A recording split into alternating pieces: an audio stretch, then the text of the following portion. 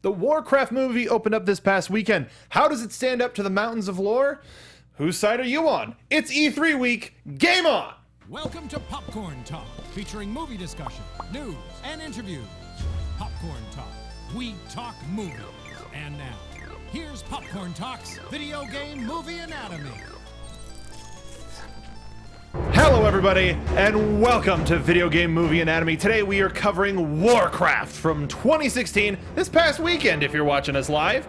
I am one of your hosts, the internet's Mark B. Donica. You can find me on Twitter at Mark B. Donica. Joined as always by the wonderful Stacey Shuttleworth. I'm Stacey Shuttleworth. You can find me on Twitter at Stacey Shuttles or on Twitter and all over the web at Nerds Doing Stuff. Where you are a nerd doing stuff. That is exactly what I am. It is E3 week. We are in the thrall, see what I did there, of a whole bunch of news, announcements, amazing stuff. So it was no coincidence that Warcraft opened up while we're waiting for all of this hype. So with Warcraft, this is a movie that is almost 10 years in the making. I think I was at the Comic-Con where they announced it and showed a couple of props from Weta way back in the day. So to finally see it come to fruition is pretty spectacular. It's a pretty big deal. So this is Video Game Movie Anatomy. We dissect the film adaptations of some of our favorite pieces of interactive media, and we got another good one this week. We did. This one was a lot of fun, and it was beautiful. Yes, we saw this, full disclosure, we saw this in IMAX 3D, so at the maximum capacity that our eyes could take it, and it was absolutely gorgeous. I'll completely, again, transparent. I was not excited for this movie until I saw the trailer in IMAX 3D before Star Wars. Yes, that's actually exactly when I got excited too. It was like, oh, the scope of this is bigger than any sort of regular eyes can seem to contain, so you got to go that extra step. So a breakdown for those of you not familiar with the Warcraft franchise. The peaceful realm of Azeroth stands on the brink of war as its civilization faces a fearsome race of invaders, orc warriors fleeing their dying home of Draenor to colonize another. As a portal opens to connect the two worlds, one army faces destruction and the other faces extinction. From opposing sides, two heroes are set on a collision course that will decide the fate of their family, their people, and their home. Warcraft. One of my favorite things, and so this was directed by Duncan Jones. One of my favorite things about him, and we'll talk about it a little bit more when we get into the production side, is he fought for the orcs not to be just the villains. Yes, originally it was very, very one-sided, and he was like, no, you know what? It's no fun that way. And also it makes sense because true to lore, so in preparation, we knew we were going to be doing Warcraft this week months ago. So I've been doing research. I've been trying to find a good copy of Orcs and Humans, the first Warcraft that came out in 1994 to play. Couldn't find one, so I did as much research on this lore as I could to make sure that I was educated in what was true to form and what they changed to make it a little bit more accessible to the movie. It's small things here and there from all of my research of the tomes of Warcraft, but it's still made for a really interesting film. Yes. Do you think fans of just fantasy in general would be open to this movie? Yeah, I mean, I think it's a really interesting world. Whether you're familiar with the world of Warcraft already or not, it is a very interesting world. And I mean, they certainly pulled out all the stops in making it look like a fully developed world. And we only got a little taste of kind of what was going on in there. So it's open to a lot of possibility. And it's actually funny that you say that.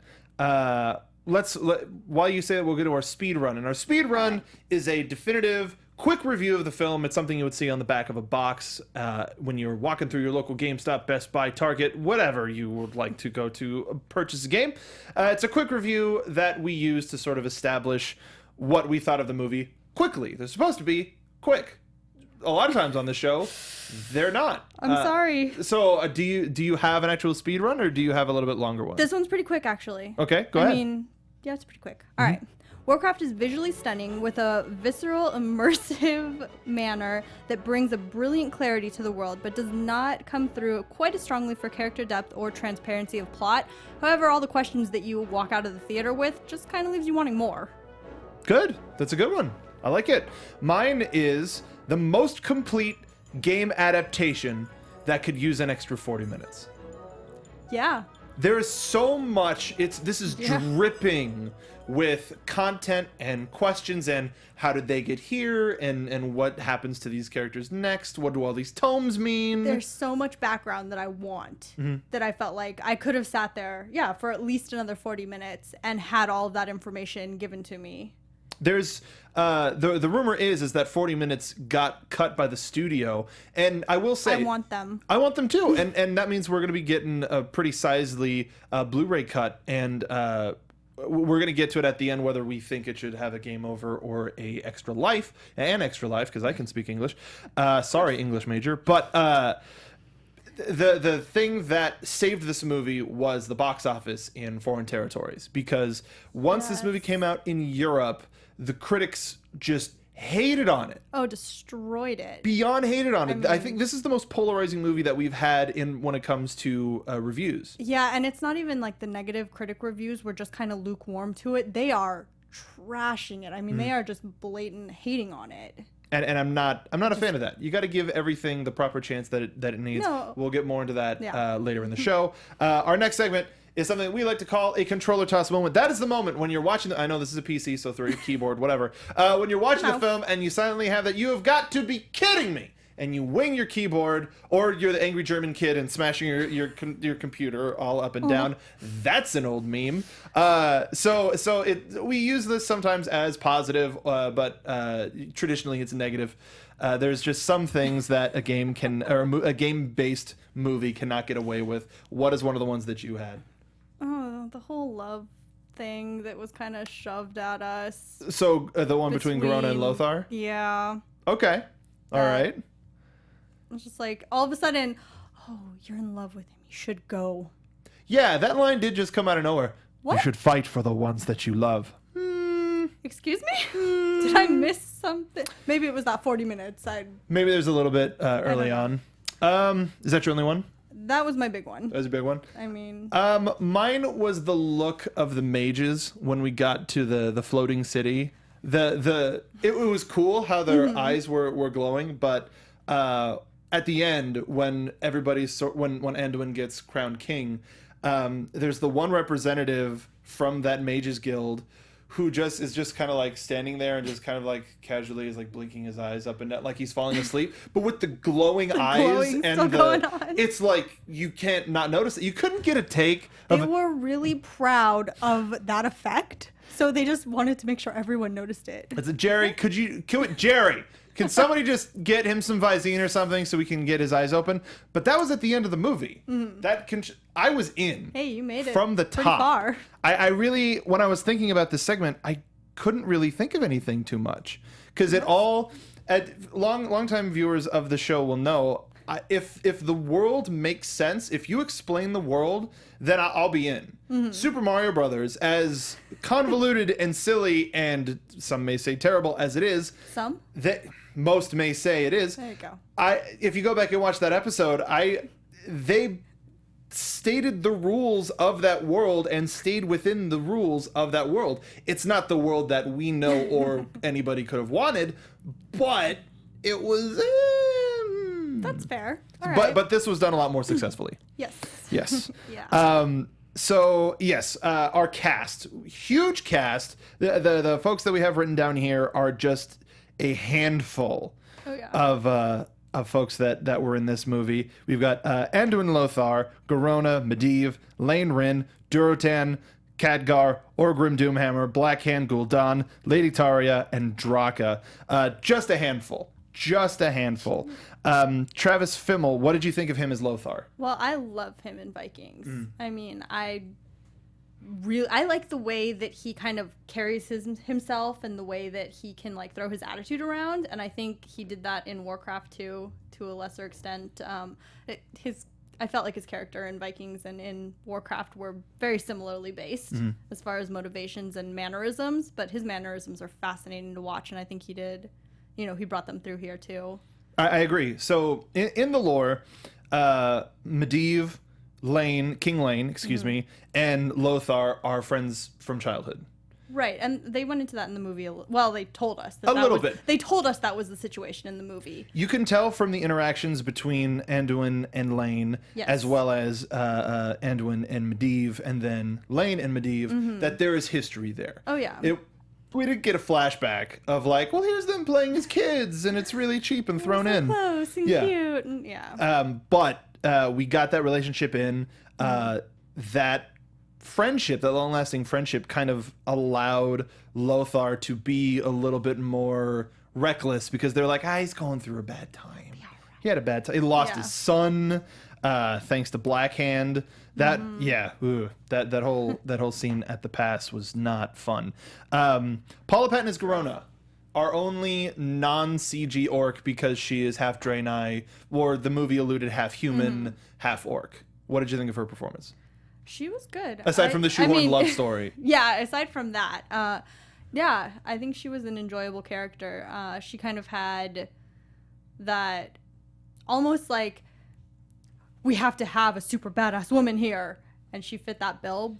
But it was welcome. It was totally fine. It wasn't forced. It wasn't like, hey, she doesn't really deserve this, but that's her role. She was a very clear-cut character, and I think her history would be fascinating. Mm-hmm. I mean, just the little bit that you see of her while she's with the orcs, like what she went through with them would be fascinating. They made her character more compassionate and more relatable to the human side. In the lore of the games, she gets shown a vision where she kills somebody who sees her for who she really is. So it's not Lane going, no, this is the only way, which is a lot more dramatic and a lot more of a movie, but a little bit stronger. It's more, hey, you're gonna kill somebody. Oh man, and then, all right, why did it have to be him? Oh my goodness. So shame. But awesome performance. Some of the key comedy. She got those moments. And that was another thing about this movie, is while it did have a lot of serious stuff in it, it had plenty of time to see the levity of the world, to establish that this is a living, breathing world and not just war is our lives. I mean, even the orcs, even the relationship that we see between Orgrim and Durotan, as little as we saw, just the moment of Orgrim just tossing a rock at Durotan's face and going like, as they're... Yes. It's small, but that's like, oh, they're friends. Yeah, you kind of get that background that, you don't need flashbacks for. You see, all right, they've got a bond where that's okay. That's how they act together. We've got Claudio Mendez in the chat saying, in Warcraft lore, it was Medivh and Garona that was the romance, not Lothar. Well, I mean, we didn't get... speaking of Medivh, we didn't get a lot of time with him. Not particularly. And we didn't get to see how he first... built up the relationship with Gul'dan and decided to build the portal.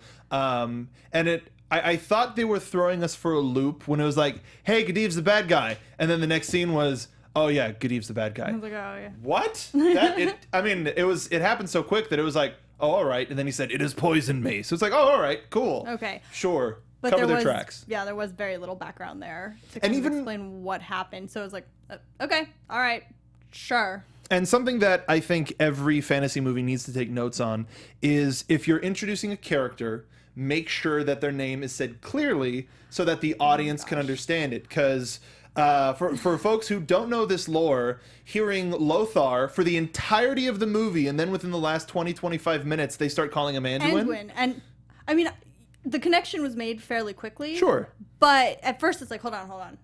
Did I miss where they introduced like his full... And I'm terrible with names on a good day when they're normal names like Bob or Jane.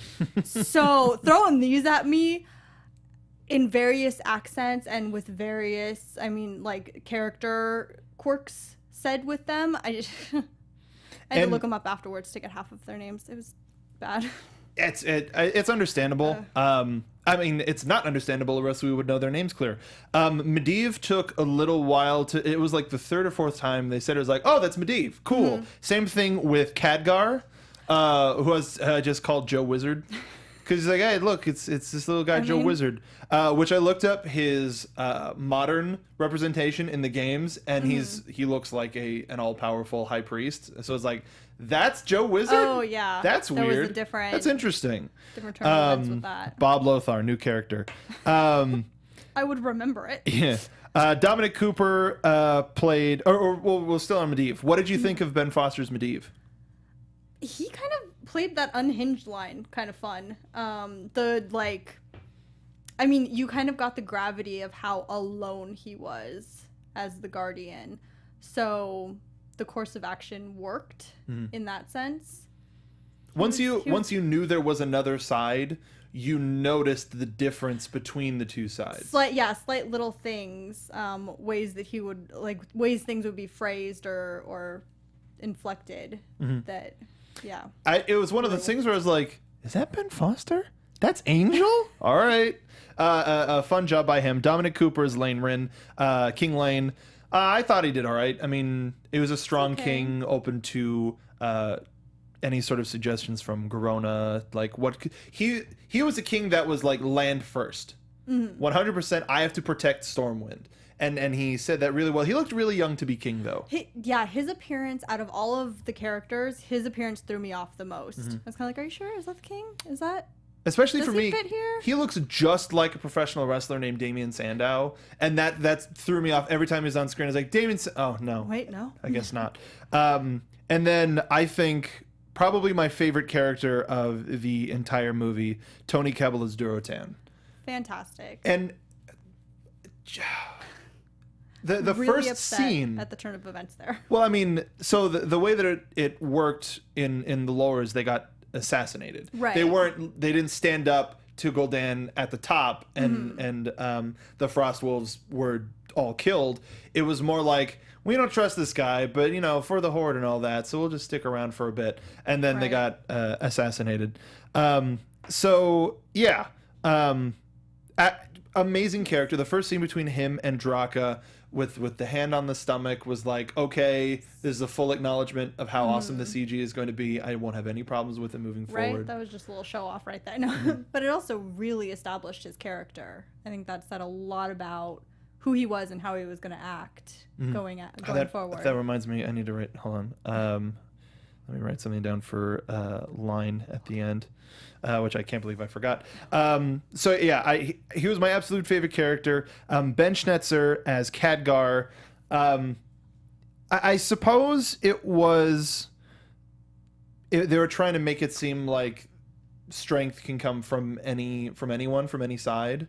But from a cast who is playing to we are in a fantasy movie, we are going to be larger than life, and then we have Ben Schnetzer going, yeah, so I'm a wizard.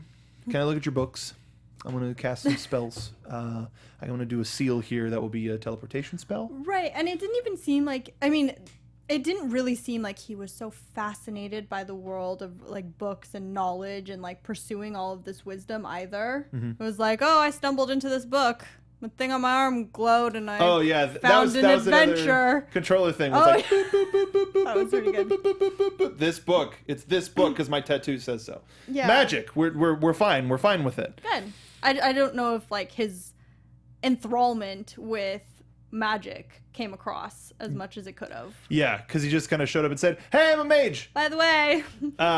Also in the Claudio Mendez again, Khadgar in the lore gets old right after he defeats Medivh because of the bad magic he absorbed, which makes sense. He's taking on a weight that would age him. That makes sense. And then an interview came out with our director, and he kind of addressed that too. Duncan Jones? Robert Kazinsky as Orgrim Doomhammer. Much bigger place in the lore than it is here, but the fact that we got to see hints of his and Durotan's friendship was really cool. Very set up. Yeah, very good setup. Clancy Brown, awesome to have Clancy Brown get a role like this as Black Hand, who got mutated by the Fell by the end and was just this badass dude. Awesome character design to begin with, first off. But the big bone stuff in the back becoming a part of him and the claw becoming part of him. Daniel Wu as Gul'dan, which, awesome. I love this guy. He did a phenomenal job. And also, he's one of those guys that you look at and go, he's the bad guy, right? He's got green glowing eyes. He's stealing the souls from people en masse. Yeah. Especially, there's a scene where Orgrim is talking to him like, dude, the Frostwolves, once they see the power of the Fell, they'll probably be like, all right, don't worry about it. We'll be good. And Gul'dan is slowly draining the life force out of a human. Just starts and stops. He did it like 3 let times, him- and it's just especially in 3D, seeing a dude just like dying. Shriveling every time. It was very visceral. It was good. Yeah, seeing him tortured really- was like, what a jerk. I was like, oh, this guy is just terrible. And he's still around. He did not get his comeuppance in the end, which is good because he lasted very long in the lore. I think he only died relatively recently because I remember his face being on box art for World of Warcraft. Lady That's what I Taria, could tell. played by Ruth Negga, the wife of Lane Rin and sister of Anduin Lothar. I really liked her. She was great. I thought she did a fantastic job. She was such a fun character. And what little we got of her, I think her character came across very clearly as to what she was about. And a great actress too. Yeah, Ruth now in my she's in gosh. Reaper right now.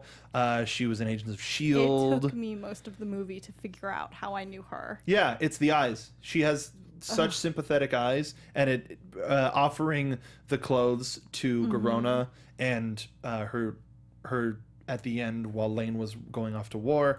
That was awesome, was awesome character. Very, very good. And gotta say, Anna Galvin as Draka, Durotan's wife and mother of Thrall. Thank you, Yes. brain. There's so many names. There's a lot. There is a lot. I loved getting to see her. She put why female orcs are badass on display when in her final scene, sending Thrall down the river, and then her and Durotan's relationship just OTP. I know. Which made it even Which sadder. was so upsetting. I think that they were the most effective way to bring that, I want to say humanity to the orcs, but that's not quite the right word. No, but that that's- relatable kind of, hey, these are not monsters necessarily. Yeah, but it made it relatable because everybody can relate to parents. Yeah, and hopeful parents. And Well, and just the love between the two of them too. Sure. The relationship there. I guess I'll spoil it now, but one of my favorite lines being, "Hey, can you hide your big belly? Can you hide that big head of yours?" And then just, we're in love. Yeah. And everybody can relate to that. Everybody has seen that. Everybody has experienced that. And it was a great way to start the movie off with the narrative instead of just the dictation. This movie was essentially a retelling of the First War.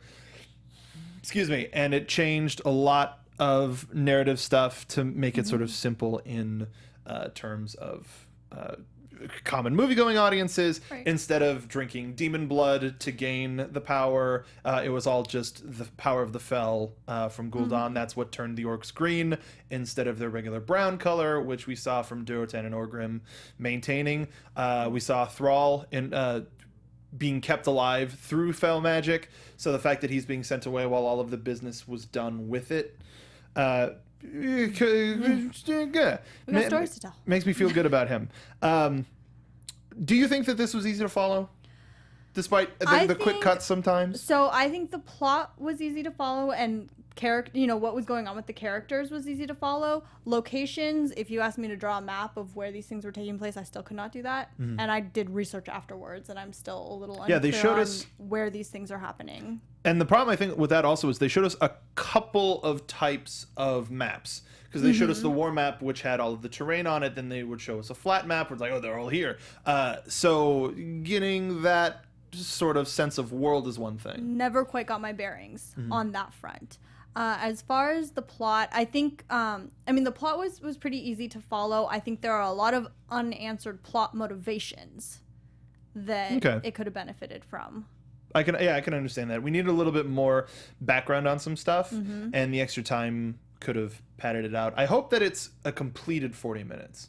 They finished the whole thing and then went and pulled some stuff here and there. Because if we could get a full director's cut, I think that would be the thing where this has a second life on home release and streaming and all of that. Yeah, I would absolutely Because buy it to see that. the critics, I think, are turning mass audiences away, whereas gaming culture and Warcraft fans of all ages are coming out to see this movie. Even the theater that we saw it opening day, Universal IMAX. It wasn't a full theater, but it was a responsive theater. You know what it was? And for a Friday evening, it was a pretty good crowd of people in there. And most of the people in there were into it. And a lot of families. Not just dudes with Horde shirts, but a lot of families, older parents or younger parents with younger kids. The effects, the magic, the spell casting was something unlike we've seen in a major release. Because even magic, even in the Harry Potter movies, is not quite like that. It's like, hey, it's a beam. Hey, the fact that the big battle between the deadliest wizard and the greatest wizard of all time is just beam fight. Hey, my stick is stronger than your stick. We're gonna do it out that way. Whatever. Yeah. But this was all the different seals and the different colors representing the different types of magic. Awesome. Khadgar using the runes Yes. all over the place was incredible. Being able to draw everything out. Such a nice little touch, like him scrambling to find materials, just kind of added that realistic, like, this is actually how it would be. You don't just magically have And all it's the hard. stuff you need. It's a skill. It's not just, oh, hey, so yeah, I'm magic and I do magic things and I learn some words and Good. smash. Can do magic. But yeah, as much as I gave Khadgar some crap before, upon his arrival at the end of the movie and the character he became at the end of the movie and the role he assumed at the end of the movie, I would like to see more with him. Yes. I would like to see, like, He's got to just grow more. into himself. Yes. I know. Just more with all of us. Seeing Lothar turn into the great lion that he becomes. Yeah, like using the orc duel for both the Durotan's inner strength and Gul'dan's these names.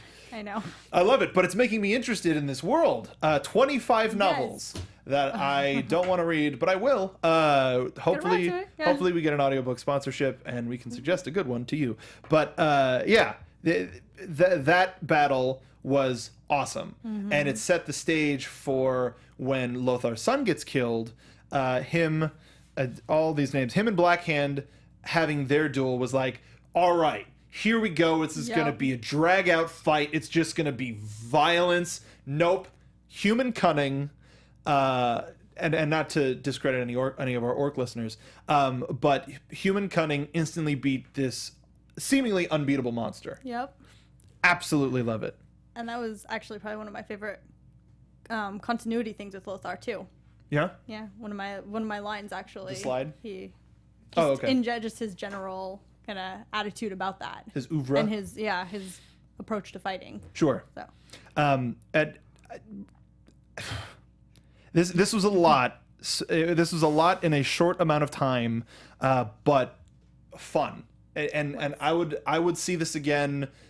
Big screen. Like, I don't think the little screen will do it justice, but the IMAX 3D really just ruled. It was so it totally nice. I would recommend going to see an AMC or joining any of the, like, anything that has a theater program or rewards program, because the IMAX 3D tickets are like 20 something bucks. Then you get food and you end up with a whole bunch of rewards. Do yourself a favor, go see Warcraft on IMAX before something replaces it, because it's awesome. Absolutely awesome. So there was some fun stuff that they put in as nods to the game. We got a Murloc at the top of the movie, which got a cheer from the audience. That was exciting. That was pretty cool. Like, turn around. That's fine. We got it. All right. And as you see in some of these these war movies, these fantasy war movies, there is a flyover. And for this, it made sense because it looked like a real-time strategy game. And I was just like, okay, this is really cool. Super into it. I just want to grab this zone of people and send them to this next.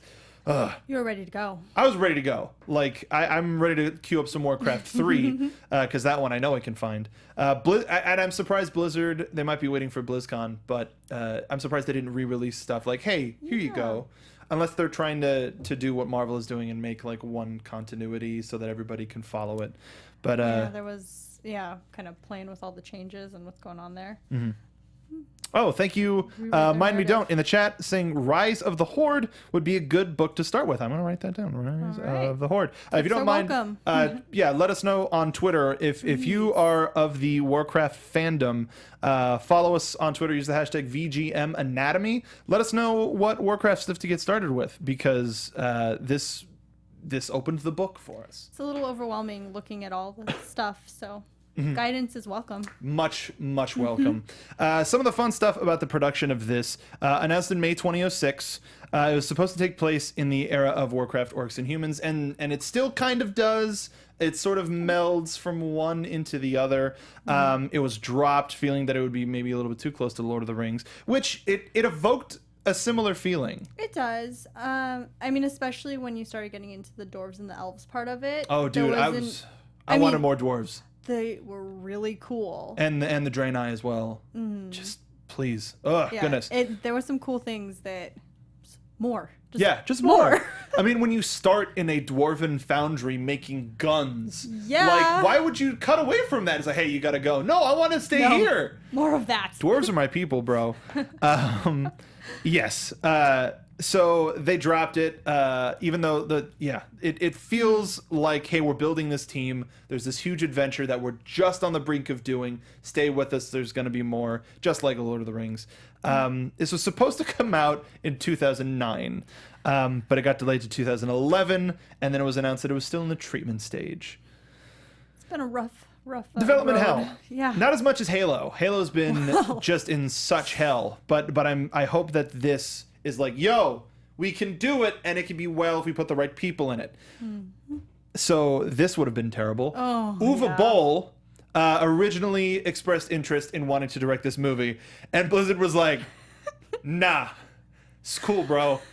We will not sell the movie rights to we will not sell the movie rights. Not to you, especially not to you.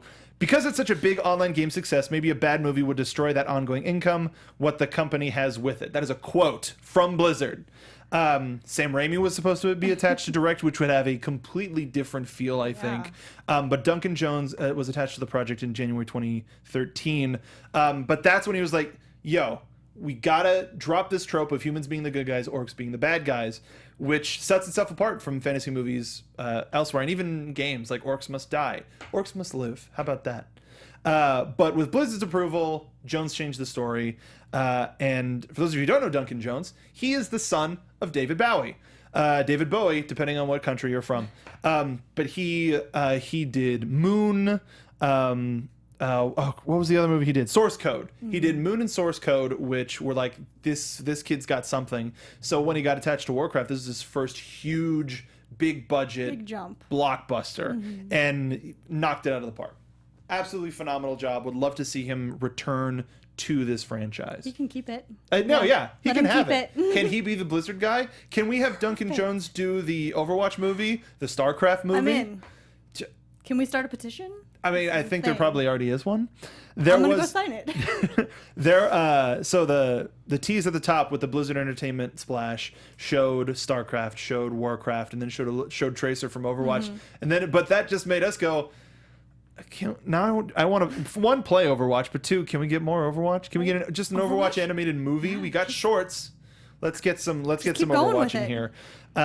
So the reception, this movie, unfortunately, did not do too well in the U.S. It opened number 2 behind Conjuring 2, but it did huge in China. It broke the overseas record in China, which was originally held by the last Fast and the Furious movie, which is crazy. I mean, yeah, this movie did crazy well over there. It was a budget of 160 million, and right now its worldwide gross is 286.1, almost doubling its amount. So it's a success at the very least. A hit, maybe not, but it's got a 7.7 out of 10 on IMDb and 27% on Rotten Tomatoes for critics, 83% for audience. Crazy discrepancy. That's the biggest separation I think we've ever had.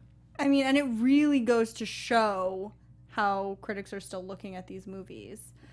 Yeah. And I mean, I agree with some of the points of the critics as far as not getting enough information on some points, but that film was enjoyable.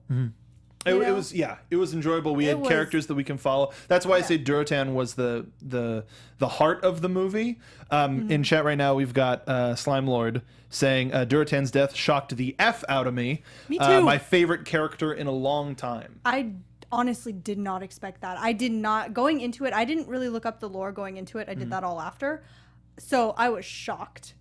Yeah, especially since he's the first character that we see. We're like, oh, that's the hero. To lose him? That's the hero.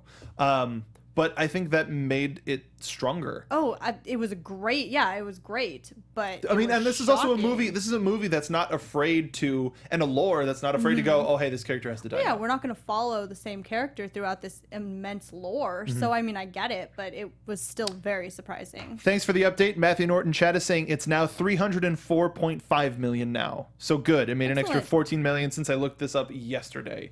Fantastic. That's a good Sunday for them. So speaking of critics, Rohan Nahar from the Hindustan Times, and I totally agree with this. Warcraft is a film made with love. It is unafraid to be nerdy. It laughs in the face of mockery. It is, for better or for worse, the best video game adaptation that I have ever seen. I totally agree with that. I think so. I mean, yeah. this Thank you, Rohan. I'm happy. And I found also the funniness in finding a man named Rohan for a fantasy movie. That's for you Lord of the Rings fans out there. Why not? Ben Kendrick, this is one of the negative ones that we saw, but it still had a positive message to it from Screen Rant. Most of them didn't. Which most of them didn't. Most of them were so abhorrently disagreeable that I'm all for everybody's opinion, but it was so negative and full of venom, like it was dripped from the fell itself. So many of them felt like this person just had a really bad day and they needed to bag on something. And Warcraft got the this is stupid and I didn't terrible. like it. This is dumb. I don't like it. It's gross and it looks ugly. Whereas Ben Kendrick, despite having a negative review, was still relatively positive about it. Warcraft lays an enticing foundation for future installments in the fantasy adventure series at the expense of its current cast and story. That is a well-received criticism. I think that's and I think in some ways that's a fair criticism. I mean, and it set up this world, and obviously, more. We have a new king, a new guardian. The orcs are now here. They want the rest of the horde has to come through the portal. We need to figure out a way to power this portal without killing innocent lives. So it'll be an ongoing battle between the orcs and the humans for hey. What? But then it's an argument of what lives do you use to open it? Is there a different way we can open a portal, et cetera, et cetera? So that's it. Again, this is the first war. The second war is presumably set for the second movie, though we don't know, and we would like to see a second movie. Yes. I mean, I guess that spoils we're ruining the end. that. We are. Whatever. We can do that. It's okay. We came out of this movie so pumped. The score was phenomenal, and even though there was no end credits tag, which I mean every movie expects, they ended it with Thrall being found by the humans and roaring and Rah! It was adorable, cute. But it was also this kid is gonna be a gladiator badass. We are going places. Yes, we got a lot happening. Now we've got 3 different camps of people that we're trying to watch over, and I'm ready for it. I'm so ready for it. Man. So let's go into some of our favorites of this movie. We already talked about one of my favorite lines. I think both of our favorite lines about the head and the belly. But what are some of the other ones that you liked? So one of my other ones is the Lothar one. So how we were talking about how we beat, his big boss battle with cunning. Earlier on, when they're fighting an earlier horde, I guess, with his son, he tells him, they're stronger, be smarter. Yes. That was the one at the gorge, Blackstone Pass. There's so much lore. I'm sorry for ruining things if I am, because we respect this lore. I know. It is a much storied history. Say that place. So. That place where his son died. I'm trying. I'm working on it. But that also showed the evil of Black Hand. Yes. And so I like that line just because it really sets up how he thinks about battle and what kind of a fighter and person he is. I mean, he did that duel barefoot.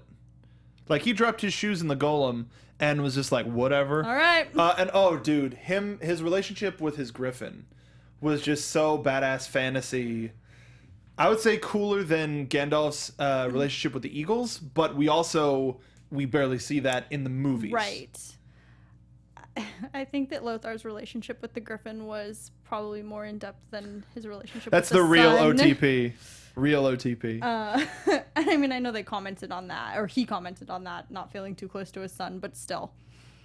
Yeah, it was still, it's a fun relationship that, and it's reassuring that he still has someone, because at the end he feels abandoned by Garona for killing King Lane. That's a messy situation. Yeah, but at least he still has a friend. Because all of it, and him and Khadgar, yeah. They kind of came. They got a thing. They got a thing. They did. I mean, best line in the movie is they made camp. Garona is catches Khadgar's eye and just says, he wants to lay with me. And everybody's like, wait, what? Hold on. Wait. He won't survive. I don't understand how you creatures survive. It's like, okay, we're talking about boning in Warcraft. A lot of fun. Showed that Garona was more than just ugh, me orc, to not just the crowd, but to our human friends. But also very much that straightforward orc mentality was still very much. You want to do this? You can't. You won't be able to do it. I don't believe you. And then also when Khadgar goes up to the floating city and he steps up to the cube and it opens up and the guy's just like, it's never done that before. Just really like, how about that? Oh, this is probably destiny. that was interesting. Yeah, that was a lot of fun. Did you have another one? Less of a line, more of a moment when they're arming Gonora. Am I got it right? Garona. Okay. Thank you. It's okay. Go ahead. I'm sorry. And they hand her this little knife.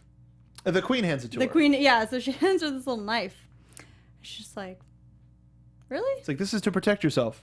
This is? And then later he's like, I want that sword. The big, like, club, two-handed, yeah. One of those funny moments with her.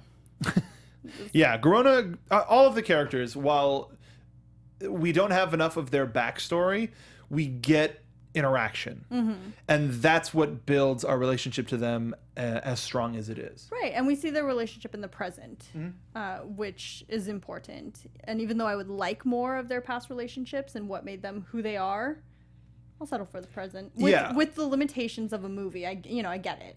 And I know why it is like that. Better than like an extra 10-minute opening sequence with more VO where it's like, I wish I could have experienced this with these people instead of them just telling me what's going on. Right. So yeah, I think it worked. That would have felt old real fast. So one of our favorite parts of this, and we kind of stole it from our friends over at Action Movie Anatomy, is we recast the movie from actors the year of the original game's release. So with this, Orcs and Humans, Warcraft Orcs and Humans came out in 1994. A big year for movies with Dumb and Dumber, The Mask, Forrest Gump, Interview with a Vampire, so much stuff, and a lot of great actors to choose from. So we're going to be starting with, we're going to be doing Lothar, Garona, Durotan, Gul'dan, and Medivh. I left Khadgar off. Do you have anybody for Khadgar? I didn't have anyone. I had trouble with this one. I just looked at a list of movies and went, oh, they would be so totally down for all of these folks. Well, really quick, just for a bonus for Khadgar, I was like, oh, Leonardo DiCaprio. Yes. Yeah, because he's like, oh, he's young. He could be this fun, excitable kid wanting to magic. But let's start at the bottom with Medivh. All right. Who do you got? I really want to see Keanu Reeves as Medivh. I put Keanu too because he had already done, as far as I remember, he had already done Dracula at this point. And the big movie of the year was Speed for him. So it's like, okay, he's open to action. I don't know what year he did Shakespeare, but either way, he has done roles that could be open to this. Maybe not eccentric, but the self-important. That towing the line. Yeah. With that darkness. I think that he was a good fit for that. I think so too. I also put Johnny Depp. This was the year. What was the movie where he was the director? Brain. Either way, this is a year where he got to flex sort of his eccentric muscle a little bit more, and I think that could have put him into that spot. Gul'dan. Who do you think for Gul'dan? Kenneth Branagh. Branagh, really? That's okay. Interesting. He'd be fun. I went with a similar sort of level of bravado, but I went Jean Reno. He's in. You don't know Jean Reno? Okay, so he. I mean, I probably do. Leon the Professional is a French actor. I get one that you might. He was in Godzilla. He was one of the freedom fighters. He's an amazing. He's an amazing French actor who has just a sort of presence that lends himself to this sort of power. I had another one. Did you have another one? No, that was my Christopher Lloyd. Yeah, that's a good one. I mean, especially with Rasputin, which is later. A little bit later. We know that he has this sort of dark sorcerer in him, and I'm kind of playing to that knowledge of the future a little bit, but he's capable of it. Absolutely, he would kick ass as Gul'dan. I would love it. Yes. Who do you have as Durotan? Our hero, our stalwart hero. So he was one of the ones that I had a lot of trouble with. Really? Okay. And I ended up with Bruce Willis as my choice there. Okay. Wow. Okay. I was like, Willis is pretty big around this time, but I don't see him like.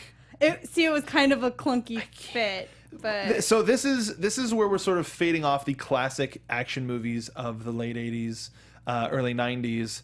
So I figured they would put either Stallone or Schwarzenegger in the role. See, I considered Schwarzenegger, and I wasn't totally sold on that either. But yeah, it would be the obvious choice, I feel. And this was True Lies, which was everybody going, oh, okay, Arnold still has it in him. Speaking of True Lies, for Garona, gotta do it. She ended up becoming a huge fan of the series anyway. Jamie Lee Curtis. Oh, that's right. She went in cosplay and everything. She showed up at the premiere in cosplay. But yeah. That'd be great. She's got the size, so she's a little bit larger than life already, and she could fit that badass role. Oh yeah, I think she would absolutely with nail that it. kind of snark, straightforward humor. Absolutely. Who else do you got? So I had two. My first one was Uma Thurman. I thought Uma as well. You know, she Pulp was Fiction. kind of that growing into that kind of role right then. And I thought also Sandra Bullock. I considered Sandra Bullock, and then. A little more of a stretch, but still kind of fun. Halle Berry. Yeah, I could see Halle for that. She's just like like the first two. I was like, but they're so small. They're so puny. Right. And yeah, but they both have the chops to fulfill it. The attitude for it. Though I do think we wouldn't, if they did this movie, they would have to go practical. And everybody would be in costumes. That's kind of what I was trying to consider a little too, because there would be no huge CGI effects for sure. Yeah, I don't know if you could have made this movie this was announced in 2006. I don't know what a 2006 version of this movie would look like. I think at any point it would kind of feel like almost a cheaply made attempt to do something fantastical. I don't know if they'd be able to pull it off. Yeah, even with the strength of Ueda's division, all of their projects led them to this, where we have half of a cast that are fully CGI in a almost fully CGI world, and it has to be believable, and it was. More so than The Last Hobbit. So here's the sad thing about the Hobbit movies is we saw the first one together, and everybody was like, yes, this is so awesome. Excited after the first one. Our friend Jenny cried at the first and was just weeping once the music started.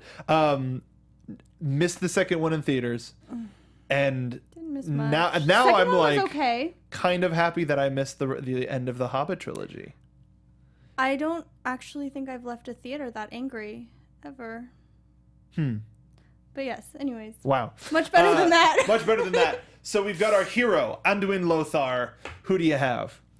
So I decided on Ethan Hawke. Ethan Hawke. For Lothar. Yeah. Yeah, they would probably pull him. Kind of appropriate for the time, and he's got that look for a warrior. We've got two big movies from this guy in 1994. Mr. Brad Pitt as Lothar. a young, strapping hero. He would have, yeah, he's got the look. Bro, yeah. For sure. Especially after seeing him in the long hair at the interview with a vampire. Just like... Picturing it right now. Okay. Aren't we all? I think we all are. Good. Beautiful, beautiful man. So yes, those are our recastings. We did Lothar, Garona, Durotan, Gul'dan, Medivh. And if you have a Khadgar, let us know. Use the hashtag VGMAnatomy. Let us know who your casting was. This is 1994's version of Warcraft. That was a full sentence that I finished with no pauses. It was perfect. It was perfect. So it's hard with a good movie to kind of really nitpick when you're like, oh, that was enjoyable. That was enjoyable too. But do you have any final thoughts on after we finish up with Warcraft, there is a little bit of news that we can talk about, but go ahead. I mean, there are a lot of story points where I think that they did need to be expanded on, and there are points that I was really confused on coming out of the movie as someone with very little background into the Warcraft lore. Sure. Of course, me as a person, I go and look it up immediately and fill myself in, or try to my best ability to fill myself in.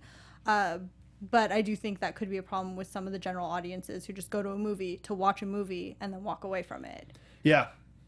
So in that sense, again, that 40 minutes would have been welcome. And I would have sat there and stared at that world. But it was because it was beautiful. And overall, the characters were, well presented. And yeah, I want more. So it's pretty success, right? This is not a perfect movie. No. This is a fun movie. This is an adventurous movie. This is a movie that is trying something different. You have to find where the good and the bad are. It's not as black and white as it may seem. And the ride that you go on is fun. I would love for there to be, this is a Universal movie, let's have an experience at a Universal theme park. I think this, now that it is a worldwide success, it may not be as big of a success as they wanted, but they have so much room to grow with this. Universal has the opportunity to continue this, and as we get into Game Over and Extra Life, kind of a little bit obvious if you're listening to us at this point. I had so much fun in this movie that I want to be a part of this universe now. For the Horde, for the Alliance, it's up to you. For Pony, that's what I say. But that's a really deep reference that very few of you will probably get. But I want to know more about this world. It made me interested in this world, and I hope it did the same for other either Fairweather video game fans, Fairweather Warcraft fans, maybe people who only played World of Warcraft who didn't know about this history, even though it's pretty extensive. This is a great opportunity for other video game creators to go, you know what? Warcraft tried. Everybody liked it. Let's see what we can do. Let's get more video game movies out there. Keep it going. Let's get some more Warcraft. Let's get the Second War. Let's get to World of Warcraft, where it explodes with content. And then World of Warcraft goes into its 20th year. Hopefully the developmental time of Warcraft 2 doesn't take as long as this one, because we'll want more. And I guess we'll have to play until then. So the last thing that we do before we sign off, even though we're going to have some extra news, the last thing in relationship to this movie is we give it a game over or an extra life. If we want to see this series continue, we give it an extra life. But if we're absolutely done with it, it's game over time. I don't want to speak for you, but... I mean, you could, at this point, extra life. Extra life. I totally agree. That's one, or two or three. Let's re-roll this character and get ourselves some fresh life. So before we go, we didn't have enough time to pull it because it happened like right before our show. The new Assassin's Creed behind-the-scenes trailer, which we're definitely going to be talking about on the show when it comes out in December. It showed some behind-the-scenes of what it's going to be like in the film with our boy.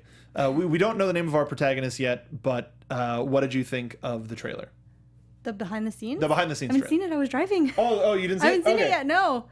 I'm going to go fix that right after this. But please tell us how you feel. It does a little bit of a background of the world that we see from the Animus. We don't know where this Animus is. As fans have seen, it's not just, hey, sit on the table, fall asleep, and then you'll wake up and you'll know some sweet Assassin's moves. They made a change to where it's a full brace to where he's physically doing the moves in real life. Well, so when he wakes up, it's like, oh, I've done this. Okay. I know how to do this. That was in the first trailer. I mean, that was in the... Yeah, that but was they've really explained cool. it. Okay. But they explained why they went that way with the animus. Okay. Well, I was really into it in the trailer, so... Oh, sure. Totally. It was just this giant claw coming and grabbing Michael Fassbender. But with Ubisoft's full dedication to the Assassin's Creed franchise in general, as well as this movie, they made an entire film division for it. The Splinter Cell is on the table. The Division is on the table. Watch Dogs is on the table. I would even say Rabbids are on the table. They did the TV series for Nick. Why the heck not? Rayman, an adventurous Rayman movie. I think Ubi has so many franchises that they can utilize. Blizzard has a lot of franchises that they can utilize. Overwatch, yeah. We're going to get season 2 of the shorts. We'll figure out a way to make that work. They did show them in a theater, so that could count. Counts. Maybe we get an excuse to talk about them there. But yes, it is E3 week. It is nerd mecca for video game fans. I am trying to thieve my way into the convention. So yeah, hopefully I can bring some more information on that. But we are going to be back here June 27th. That is 2 weeks. Remember, we go every 2 weeks. We just made up for a week because of Memorial Day weekend. We're going to be off for 4th of July, but it'll be our regular week transition. So June 27th, tune in. We're going to announce what movie we're doing in due time. E3 is going to have a lot of stuff being announced, so if they announce something that's relatively soon or something that's relatively hyped, then we'll pick that. But we still have a Sony press conference to get through, which starts very soon. So yes, Stacey, where can the folks find you, and what are you working on for Nerds Doing Stuff? So you can find me at Stacey Shuttles on Twitter, or on Twitter and across the web at Nerds Doing Stuff. Working on all kinds of stuff right now. Hopefully getting back into cosplay, but definitely working on sewing projects. So yes, make sure to Nerds Doing Stuff on Twitter as well as the website. And constantly talking about Game of Thrones. Yes. This is my life. Game of Thrones is our life.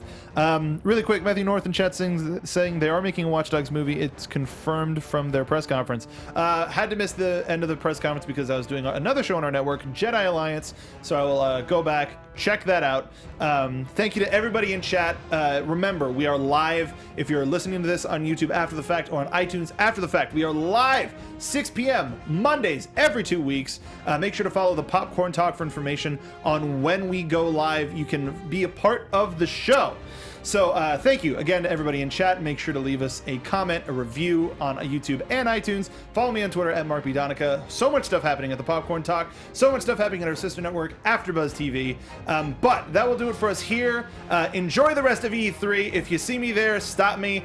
Follow me on Twitter just in case we end up there. So, Stacey Shuttleworth, Patrick Dees, thank you for joining us, and we will see you in Azeroth. From producers Maria Menounos, Kevin Undergaro, Phil Svitek, and the entire Popcorn Talk Network, we would like to thank you for tuning in. For questions or comments, be sure to visit popcorntalk.com.